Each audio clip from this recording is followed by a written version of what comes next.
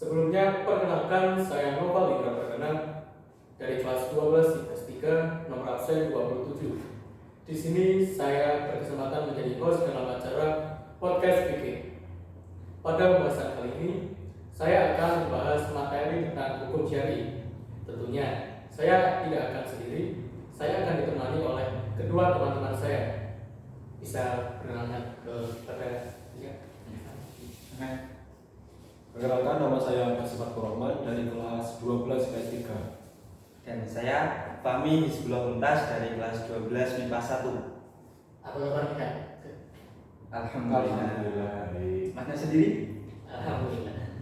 Oke, sudah siap kita bahas materi pada podcast kita kali ini? Insya Allah siap. Lanjut.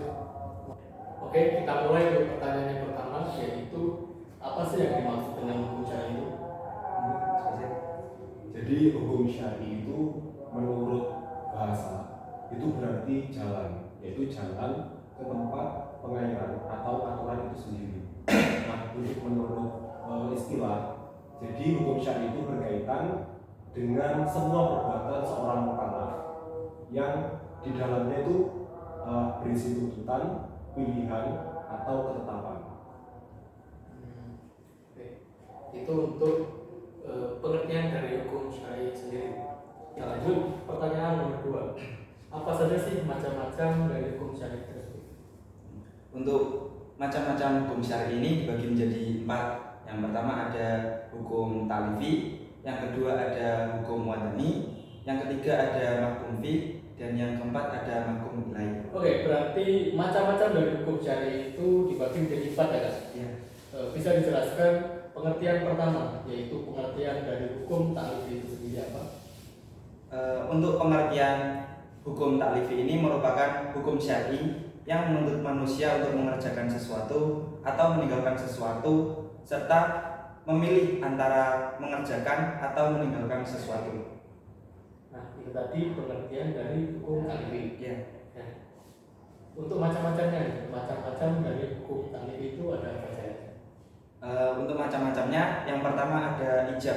Ijab ini merupakan tuntutan Allah untuk mengerjakan sesuatu dengan tuntutan yang pasti. Seperti contoh pada firman Allah, yakni wa aqimus sholata wa atuz zakah, yang artinya tegakkanlah sholat dan tunaikanlah zakat. Yang kedua ada nadab.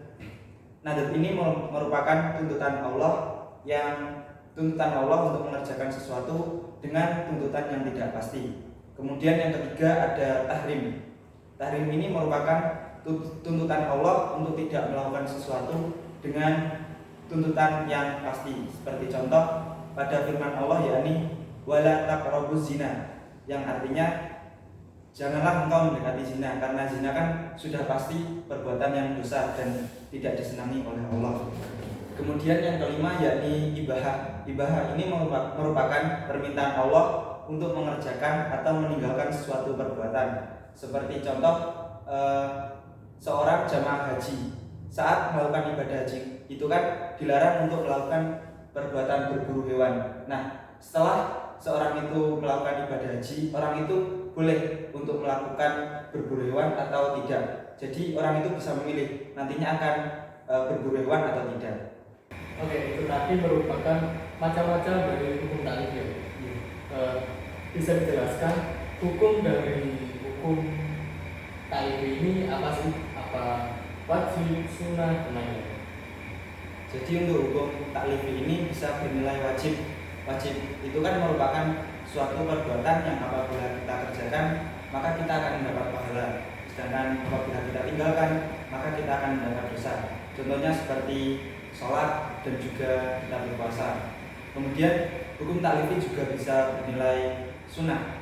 Sunnah kan merupakan suatu perbuatan yang apabila kita kerjakan kita akan mendapat pahala, dan apabila kita tinggalkan kita akan tidak mendapat apa-apa, kita tidak mendapat pahala dan juga tidak mendapat dosa. Seperti contoh sholat sunnah rawatib. Kemudian hukum ta'lifi juga bisa bernilai haram. Haram yang merupakan suatu perbuatan yang apabila kita kerjakan kita akan mendapat dosa, dan apabila kita tinggalkan maka kita akan mendapat pahala. Seperti contoh berburu maksud saya zina, mencuri dan lain sebagainya. Kemudian hukum taklifi juga bisa bernilai makruh. Makruh merupakan perbuatan yang apabila kita tinggalkan kita akan mendapat pahala, dan apabila kita kerjakan kita tidak mendapat apa-apa. Seperti contoh, kita menawar barang yang ternyata barang itu sudah ditawar oleh orang lain. Perbuatan itu termasuk perbuatan yang makruh. Dan hukum taklifi juga bisa bernilai mubah.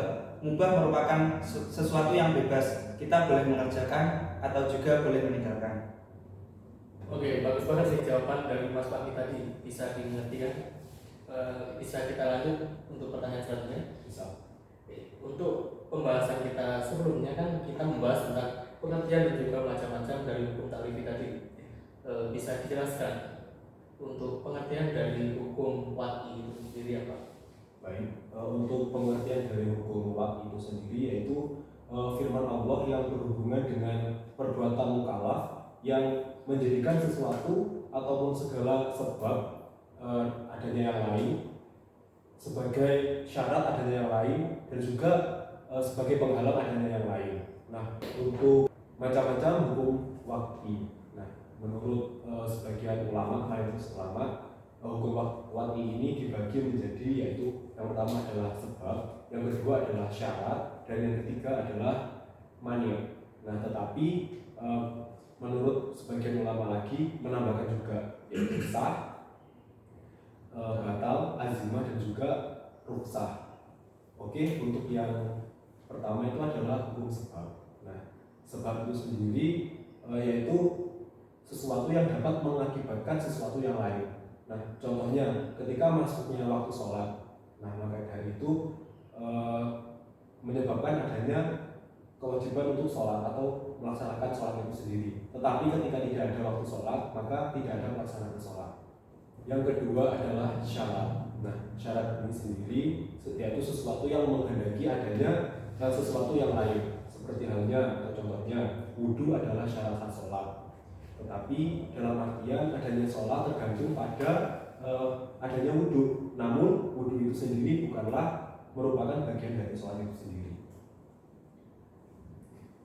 Yang ketiga adalah mani. Mani ini adalah penghalang. Nah, mani sendiri terbagi menjadi dua. Yang pertama adalah mani terhadap hukum, dan yang kedua adalah mani terhadap sebab. Nah, yang keempat adalah sah.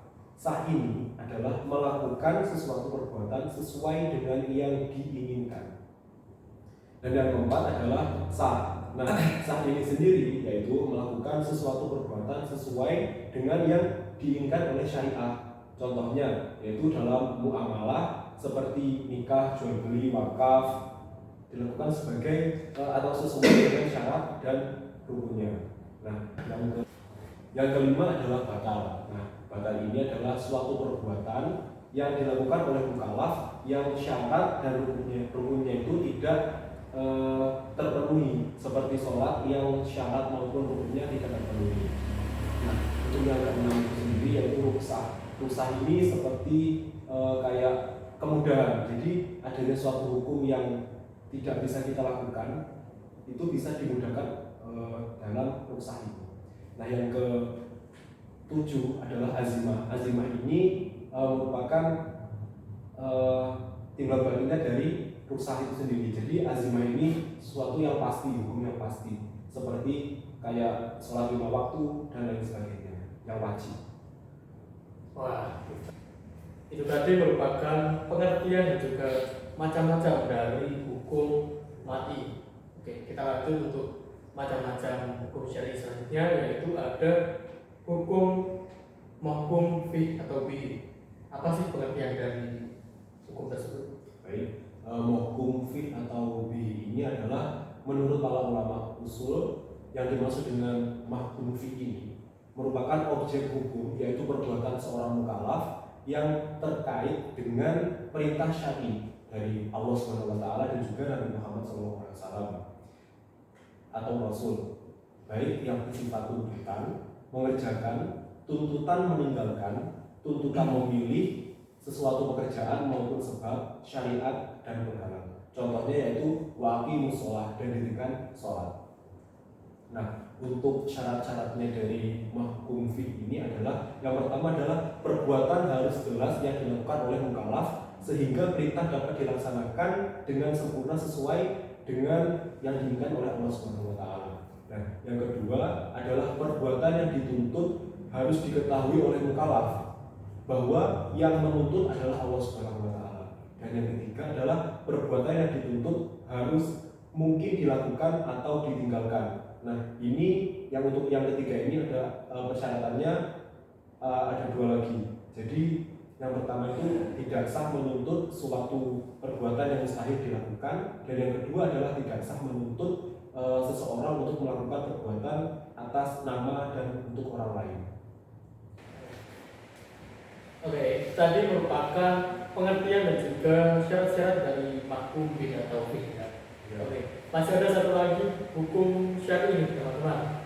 Masih ada hukum alai. Apa sih hukum alai tersebut? Bisa dijelaskan dari Mas Fahmi atau Mas Basu? Mahkum alai disebut dengan mukallaf, yakni seseorang yang perbuatannya dikenai kitab Allah Subhanahu wa taala atau dikenai hukum. Nah, syarat dari mahkum alai dibagi menjadi dua.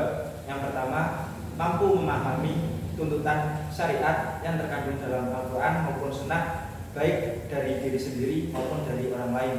Dan yang kedua yakni memiliki kemampuan atau kecakapan dalam melaksanakan tuntutan syariat yang dalam usul fikih disebut dengan ahliyah. Oke, itulah tadi podcast kita tentang materi hukum syar'i. Kita sudah mengetahui tentang pengertian dari hukum syar'i dan juga macam-macam hukum syar'i. Saya ucapkan terima kasih kepada teman-teman saya, Mas Fahmi dan juga Mas Basir, telah meluangkan waktunya untuk membuat podcast fikih singkat ini. Nah, kurang lebihnya terima kasih. Saya selaku host menyampaikan permohonan maaf jika ada informasi ataupun kata yang kurang berkenan. Akhir kata saya akhiri. Wassalamualaikum warahmatullahi wabarakatuh.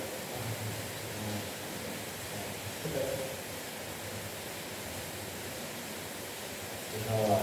Terima kasih.